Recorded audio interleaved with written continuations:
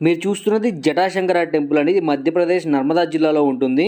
ఇది ఒక హిందూ దేవాలయము. 2 కొండలను చీల్చుకొని ఒక గుహలో ఉంటుందన్నమాట. ఒక 500 మీటర్స్ మనం కిందకి వెళ్తే బండరాళ్ళ మధ్యలో ఈ టెంపుల్ ఉంటుంది. దీనికి ఒక చరిత్ర కూడా ఉందండి. శివుడు భస్మాసురం నుంచి తప్పించుకోవడానికి వచ్చి గుహల దగ్గర దాక్కున్నాడు. అలా ఇక్కడ స్వయముగా వెలిచారని చెప్పేసి ఇక్కడ వారు చెబుతారు. అంతేకాకుండా ఇక్కడ 2 నీటి బుగ్గలు ఉంటాయండి గుహ అడుగున. ఒక దాంట్లో వేడి నీరు, ఒక దాంట్లో చల్లటి నీరు ప్రవహిస్తూ ఉంటుంది.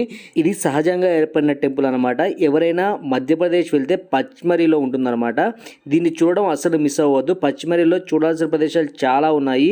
మీది ఒకవేళ నార్త్ ఇండియా ట్రిప్ ఉంటే మీరు దీన్ని కంపల్సరీ మీ ట్రిప్లో యాడ్ చేసుకోండి.